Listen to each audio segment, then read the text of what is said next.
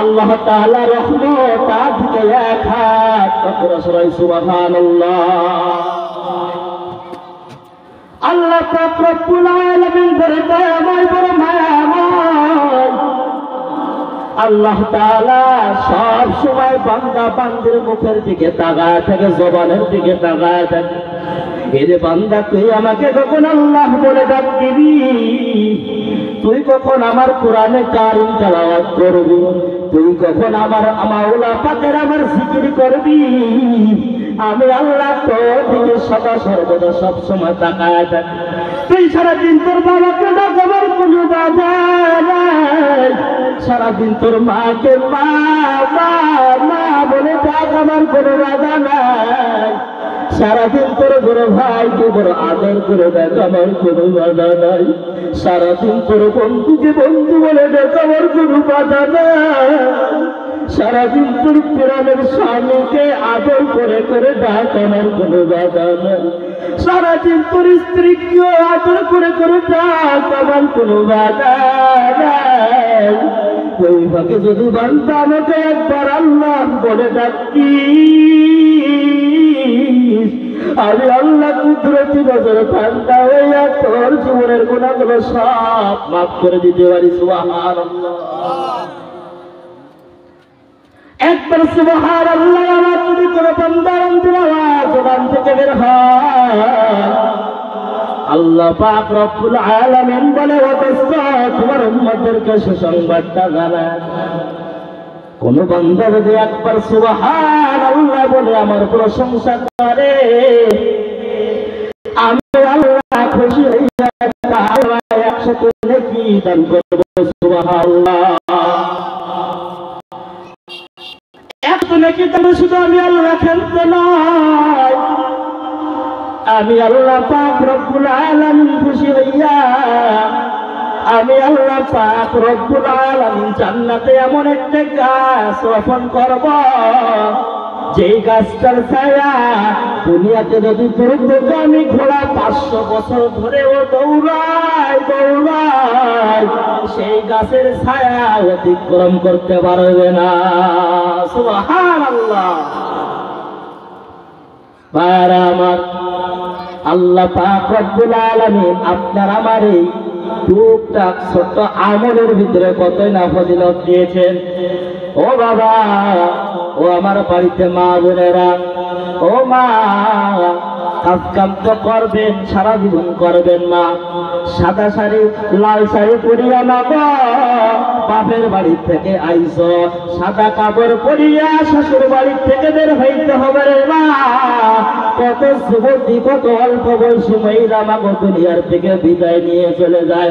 আমরা শুধু দুনিয়া দুনিয়া দুনিয়ার দুনিয়া। ও মা, রংটা বসার কাটায় রে মা গো, আমিও তো একটা আপনার মতো মায়ের সন্তান। ও মা, চিন্তা করবেন আপনার একটা সন্তানকে আলেম বানানোর, আপনার একটা সন্তানকে হাফেজে কোরআন বানানোর। আজকে আমি বয়ান করতেছি, আমার বাবা মাহফিলে আসছে, আমার বাবা ওই যে বসে আছে মাহফিলের প্যান্ডেলে। আমার বাবার মনটা কত খুশি, আমার বাবা আমার মা আমার কত আদর করে বড় বানাইছে, আমার ভাই আমার কত কষ্ট করে করে লেখাপড়া করেছে, আমার ভাই দিনের কাজ করে 3 মজুরি খেটে খেটে আবার লেখাপড়া করেছে। আমার বাবা নিজের দিকে তাকায় না, সন্তানের যা লাগবে তাই করেছে। আমার বাবা বড় আদর করে আমার মানুষ বানাইছে। এই বাবার কথা কখনোই বলা যাবে না। এই মজলিসে জানি না কার বাবা নাই, কার মা নাই মজলিসে। ওরে বাবা, আজকের থেকে নিয়াত করবেন আর চিন্তা করবেন, আমার একটা সন্তানকে আলেম বানাবো, আমার একটা সন্তানকে হাফেজে কোরআন বানাবো। আমি যখন গ্রামে যাই, আমি যখন মাহফিলে বয়ান করি, আমি যখন মেম্বারে উঠে বয়ান করি, আমার দাদা বেঁচে আছে এখন আপনাদের বয়সী, আমার দাদা খুশিতে আত্মহারা হয়ে যায়। আমার পিতা স্বামী হুসাইন সিদ্দিকী বয়ান করতেছে, আমার বাবার পুরাণটাও খুঁজতে চারকান হয়ে যায়। আমার মা বড় আমারে কষ্ট করে লেখাপড়া করাইছে বাবা, তাহলে আমার জীবনের কিছু কথা আপনাদেরকে শোনাই রে বাবা। আমি যখন প্রথম মাদ্রাসায় গেছিলাম, মাদ্রাসায় যাওয়ার পরে আমি যখন লাল সিমারা পড়ার পরে আমার শয়তানে ধরেছে, আর লেখাপড়া করবো না, আর লেখাপড়া করবো না, আমি হাই স্কুলে যাবো, আমি আর লেখাপড়া করবো না, আমি মাদ্রাসায় যাব না, আমি আলেম রাব্বানীদেরকে চোখে দেখতে পারতাম না তখন বাবা। আল্লাহ না করো কি হয়েছিল জানি না, এই ঘটনা আমার এরকম অবস্থায় 2 মাস 3 মাস ছিল। আমার মার চোখের পানি কোনোদিন শুনাই নাই বাবা, শুনাই না। আমার মা আমার রুমালটা ধরে ধরে কান্না করতো, আমার বলতো বাবা তোর পা দুইটা জড়িয়ে ধরে বলি বাবা মাদ্রাসায় চল করে পা দুইটা জড়িয়ে ধরি রে বাবা। আল্লাহ না করে একজন আলেম ছিল, আল্লাহ ওয়ালা লোক আমাদের গড়ই খালি বাজারে, রমজান হুজুর নামে তার কাছ থেকে আল্লাহ না করে কিভাবে আমার শরীরটা হালকা হয়ে গেল, আমার মাদ্রাসার দিকে মন চলে গেল। আমার মারে মানতাম না, আমার বাবারে মানতাম না, আমার নানারে মানতাম না, কারোরে মানতাম না। আমার নানা গুরু মানুষ আমার হাতটা ধরিয়া ওই আল্লাহ ওয়ালার কাছে নিয়ে যখন বসানোর পরে আমার গা হালকা হয়ে গেল। আল্লাহ ওয়ালা যখন মাথায় হাত দিয়ে দোয়া করে দিলেন, ফু দিয়ে দিলেন, তারপর থেকে আমার ভিতরে কোরআন ওয়ালার প্রেম চলে আসলো, আল্লাহ তাআলার প্রেম চলে আসলো। আমি মাদ্রাসায় চলে গেলাম, লেখাপড়া সুন্দরভাবে শুরু করলাম। আমার বাবা এই আলেম বানানোর জন্য কতই না কিছু করেছে, কতই না কষ্ট করেছে বাবা। তার ফলে কিন্তু আমার বাবা পাইতেছে, আমার বাবা মরার পরেও ফল পাবে, আমার মা মরার পরেও ফল পাবে বাবা। আপনি যখন একটা নেককার সন্তান দুনিয়াতে রেখে যাবেন, আপনারও নেককার সন্তান এই কবরের পাশে দাঁড়ায় আলহামদুলিল্লাহি রাব্বিল আলামিন আর রহমানির রহিম মালিক ইয়াউমিদ্দিন ইয়্যাকা না'বুদু ওয়া ইয়্যাকা নাস্তাঈন ইহদিনাস সিরাতাল মুস্তাকিম সিরাতাল লাযীনা আন'আমতা আলাইহিম গায়রিল মাগদুবি আলাইহিম ওয়ালাদ-দাল্লিন।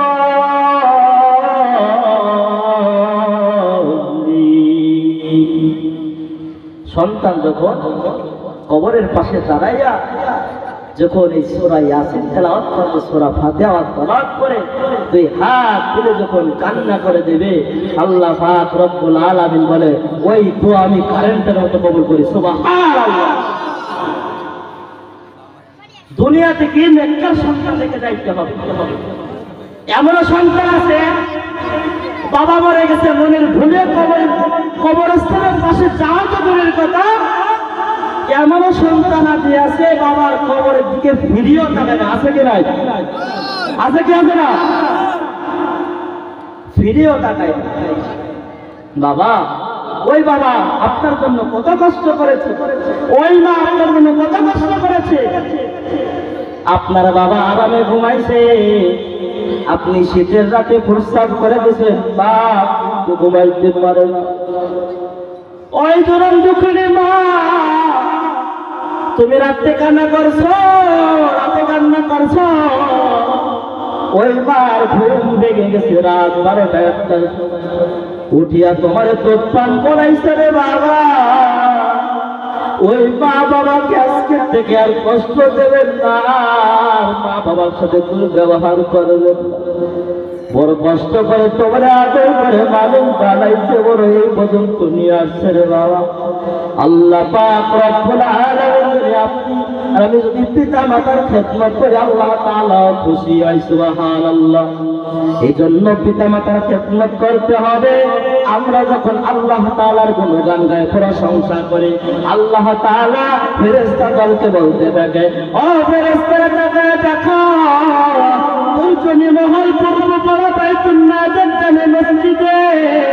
আমার কোরআনের বয়ান চলে, আমার হাদিসের বয়ান হয়, টাকা দেখো এই দুর্জনী মহলের এই যুবক ভাইরা, এই বৃদ্ধ বাবাজিরা গানের প্যান্ডেল না করিয়া, নাচের প্যান্ডেল না করিয়া, নৌকা বাস না দিয়া, ঘোড়া দাবর না দিয়া, আমার এই কলিজার টুকরা যুবক ভাইরা আমাকে সামনে দিয়ে আমার যুবক ভাইরা এই জান্নাতের বাগান সাজাইছে।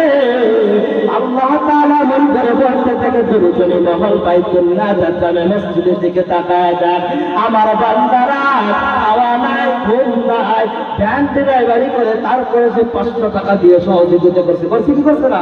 ভয় দেখার মানুষ আমার মা বোনেরা পর্যন্ত টাকা দিয়ে, চাউল দিয়ে সহযোগিতা করছে। আমার মা বোনেরা আমার অত্যন্ত খুব ভালোবাসে, আমার খুব মহব্বত করে, আমার যুবক ভাইয়েরা আমাকে খুব ভালোবাসে, খুব মহব্বত করে। বাবা আমি গত ঈদ এখান থেকে বাড়ি চলে গেছি বাবা, আমার মনে চাচ্ছিল না যে আমি বাড়ি চলে যাই। কেমন করে এখানে নিজের ভাইয়ের মতো আমার বড় আদর করে, বড় আপ্যায়ন করে। আমি একবার এখানে সুর তুলছি যে আমি থাকবো না, আমার কয়েকটা যুবক আমার সঙ্গে কান্না করে দিয়েছে। ভাই আপনি যাবেন না, আপনার চা লাগবে না কেন, আমাদের পক্ষ থেকে দরকার আপনার ব্যবস্থা করব, কিন্তু আপনার এখান থেকে আমরা ছাড়বো না। আমার কেউ সম্মান করে না, আমার কেউ ভালোবাসে না বাবা, আমার সুন্নাতে আমার ভিতরে কুরআন ঢোকাইছি, রাসূলের হাদিস ঢোকাইছি, এই কারণে আল্লাহ তাআলা এত সম্মান দান করছে, ঠিক কিনা? আমি স্বামী হোসেন সিদ্দিকীর কেউ ভালোবাসে না, বাসে একটাই কারণ, আমার ভিতরে কোরআন থাকার কারণে, আমার ভিতরে রাসূলের হাদিস থাকার কারণে, আমার সুন্নাত আদর্শ থাকার কারণে আল্লাহ রাব্বুল আলামিন তোমার ইজ্জত আল্লাহ দান করছে। সুবহানাল্লাহ। আপনার কি আমি কি চান না যে আপনার সন্তান এরকম সহায় করুক, আপনার সন্তান ইমামতি করুক, আপনার সুন্নাতে লিবাস পরা, সুন্নাত তরিকায় আমল করে, চান কি চান না? আজকে থেকে হাত উঁচু করেন, হাত উঁচু করেন, আমার সন্তানাদিদেরকে মানুষের মতো মানুষ বানাবো। আমার যুবক ভাইয়েরা আজকে থেকে তওবা করেন, নিয়াত করেন, আর নামাজ ছাড়বো না, আর গুনাহ করব না, 5 ওয়াক্ত নামাজ পড়ব, পিতামাতার খেদমত করব, সেই তরিকায় বলবো। আল্লাহ পাক রব্বুল আলামিন আমাকে আপনাদের সবাইকে ঈমান ও আমল নিয়ে কবরে যাওয়ার তৌফিক দান করে, বলেন আল্লাহুম্মা আমিন। বেশি আলোচনা করবো না, কাটা কাটা কিছু কথা বলে ছেড়ে দিলাম। আলোচনা করলে আলহামদুলিল্লাহ আমার 2-3 ঘন্টা পার হয়ে যাবে, কিন্তু আমাদের আমি তো আলোচনা করি, আপনাদেরকে শোনাই, ফজরের সময় শোনাই, জুম্মার বয়ানে শোনাই, সব সময় বয়ান শোনাই। আলহামদুলিল্লাহ আমার জন্য আপনারা দোয়া করবেন। আমি আপনাদের কথা বলি, আমি আপনাদের অঞ্চলে আসি, যদি আমার পথে কেউ কষ্ট বা আমার খারাপ কোনো কিছু দেখেন আমাকে বলবেন, বা নাতি বা দাদা এরকম বলবেন যে বা ইমাম সাহেব যেটা বলেন, কোনো সমস্যা না, কোনো আপত্তি নাই, যে এইটা না করলে ভালো হয়, এটা করলে ভালো হয়। আমি তাকে বলি যার যারা ভুল আমার যদি কোনো ভুল প্রতিভা দেয়, বাবা আমি আপনাদের সন্তানের মতো, অল্প বয়স আমার, আর যদি ভুল করে হয়ে থাকে আপনাদের কাছে ক্ষমা চাচ্ছি, ক্ষমা দৃষ্টিতে দেখবেন। আমার অন্তরে আমার মা বোনেরা যারা আছেন, যদি কেউ কষ্ট হয়ে সেখানে আমার চলাফেরা কথাবার্তা নেয়, তাহলে ক্ষমা দৃষ্টিতে দেখবেন। আল্লাহ পাক রব্বুল আলামিন আমাকে আপনাদের সবাইকে সহিহ তরিকায় ঈমান ও আমল দিয়ে আল্লাহর উপরে চলার তৌফিক দান করে, বলেন আমিন। ওয়া আখিরু দাওয়ানা আলহামদুলিল্লাহি রাব্বিল আলামিন। আজকের মাহফিলের প্রধান বক্তা যে বয়ান করবেন, শেষে হাফেজ মাওলানা তাবারক হোসেন সাহেব, আমার উস্তাদ মাওলানা তাবারক হোসেন সাহেব আমার উস্তাদ, আমি তার কাছে লেখাপড়া করেছি, তার কাছে পড়েছি। তো উস্তাদ আসলে বুঝতে পারবেন, যেমন বাপ হয় তার সন্তানটা কিন্তু তেমন হয়, ঠিক আছে? আন্দাজ থেকে চামের আশা করে না। তাই আমার উস্তাদের সাথে থেকে থেকে আমার উস্তাদ তাবারক হোসেন সাহেব, ওনার সাথে মাহফিল প্রোগ্রাম করতাম, থেকে আলহামদুলিল্লাহ কথা বলা শিখছি। আমার এই উস্তাদের সাথে থেকে থেকে দেখ আলহামদুলিল্লাহ আমার উস্তাদের জন্য প্ল্যান করে দোয়া করি। তো একটা খবর, আমার উস্তাদ সেনের বাজারে আসার সময় গাড়ি থামাইছে, আর একটা পিছন থেকে গাড়ি এসে মেরে দিয়েছে। হুজুরের গাড়িটা ভেঙে গেছে এক সাইডে, আর হুজুরের পায়ে আঘাত লাগছে। তো দোয়া করবেন হুজুর যেন তাড়াতাড়ি সুস্থতা হয়ে যায়, এই নিয়ামত আল্লাহ তাআলা দান করে। আমাদের মেহমান চলে আসছেন, আলোচনা করবেন। তো আমরা কেউ যাবো না। মাহফিল কি চলবে না বন্ধ করে দেবো? চলবে। নারায়ে তাকবীর, নারায়ে তাকবীর, নারায়ে তাকবীর। মাওলানা মনিরুজ্জামান সাহেবের আগমন, মাওলানা মনিরুজ্জামান সাহেবের আগমন। নারায়ে তাকবীর।